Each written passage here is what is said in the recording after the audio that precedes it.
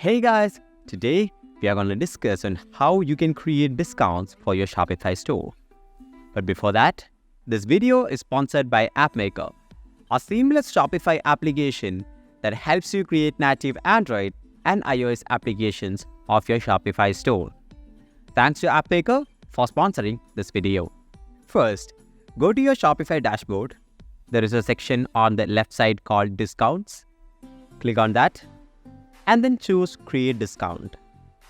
You will see different options here. Let me explain them. Amount of products. This discount is for specific items, so if you want to lower the price of just one type of product, use this. Next, buy X, get Y. This is perfect for deals like buy one get one free or buy a shirt, get socks at half price, right? And third one, amount of orders. This one is for the total price in a customer's cart. It's great for giving a discount on the whole purchase. And finally, free shipping. Everyone loves free shipping, right? This makes it free for your customers to get their orders.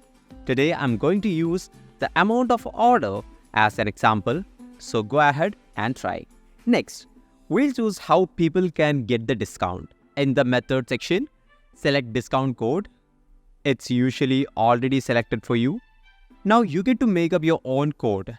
This is the code your customers will use at checkout to get their discount. For example, I'm going to type AWRA1234. See, it's just like that. But hey, if you are finding it hard to think of a code, no problem. There is a handy button you can press to make Shopify create a random code for you. It's really useful when you are not sure what code to use. So go ahead and try typing your own code or use the button to make one. It's super easy and fun. Now, let's talk about setting the value of your discount. This part is about deciding how much the price will drop. You have got two choices, a percentage or a fixed amount. If you choose a percentage, it means the discount is a part of the original price. If you choose a percentage, it means that the discount is a part of the original price. For example, a 10% discount means customers pay 10% less, or a 15% discount means they pay 15% less. On the other hand, a fixed amount means you cut off a specific amount from the price. Like if you say 200 rupees discount, it means customers will pay 200 rupees less. No matter what the original price is, it's the same with a 200 rupees discount. And remember, this works with any currency you are choosing in your store. For example, I'll pick a percentage. Let's go with our 10% discount. This means customers will get 10% off on their first order. It's a great way to welcome your new customers to your store. Now, let's decide if you want customers to buy a certain amount before they get the discount. This is called setting a minimum purchase requirement. It's a pretty interesting part, and I'll explain a few tactics you might want to think about. First, consider if you want your customers to spend a minimum amount of money to get the discount. For example, should they spend at least 200 rupees to use the discount? If yes, you go to minimum purchase amount and type in 200 rupees or whatever amount you choose. Or you might want them to buy a certain amount of items before they get the discount. This is different from spending a certain amount. It's about how many products they buy. For example, they might need to buy at least 2 items to get the discount. You will see this under minimum quality of items. In my case, I'm choosing no minimum requirements. Why? Because my discount is for first-time orders. It's all about making new customers feel welcome and encouraging them to make the first purchase without any extra conditions. The next step is to pick who can use your discount. This is called choosing the customer eligibility. When you click on specific customer segments and then browse, you will find a few different choices. For my discount, since it's for the first-time orders, I'm selecting customers who haven't purchased. This means only people who have never bought anything from my store before can use this discount. But there are other options you might consider. For example, if you want to reward people who have shopped more than once, you would choose customers who have purchased more than once.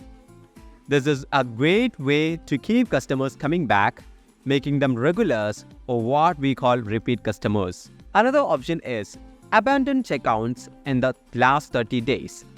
This is for people who put items in their cart but didn't finish buying. Offering them a discount can be a smart move because they were already close to buy. A little nudge like a discount might just make them complete their purchase. And there is also email subscribers. This option is excellent if you want to give a special deal to your newsletter subscribers. It's a nice way to thank them for their loyalty and encourage them to keep shopping with you. Also, keep engaged your customers who have purchased at least once with this last option. Remember, the idea is to set up different discounts for different groups of customers. It depends on what stage your business is in and what your goals are. Since my business is focusing on attracting new customers, I'm choosing customers who haven't purchased, but you might want to choose a different group based on your business needs. Once you have decided, just click Add to select your choice. Now, we are getting to the final steps. Here are maximum discount uses. So, do you want this discount to be used only once and then not be valid anymore? Or maybe you want it to be used 2 or 3 times? That's a question here. If you want to limit the number of times, you just type that right here so it can be used 3 times and then it expires. And again, it depends on what exactly you have in mind here. And if you have a look on the other side, there is a nice little summary box here. So if you don't check anything in this category, it will automatically be set to no usage limits right here. And in my case, I'm actually going to limit it to 1 user per customer as I'm creating a first order discount only for that customer. And here you can see discount combinations. You can just tick the boxes of the discounts you want to combine. In my case, I'm keeping it simple. I want customers to use only this one discount, just once, and not stack it with others. You can choose the start date and the end date when you want to end your discount. And that wraps up our Shopify tutorial for today. If you found this video helpful, please give it a thumbs up and don't forget to subscribe for more tips and tricks. Got questions or feedback? Drop them in the comments below. I love hearing from you and I'm here to help. Thanks for watching and I'll see you in the next video.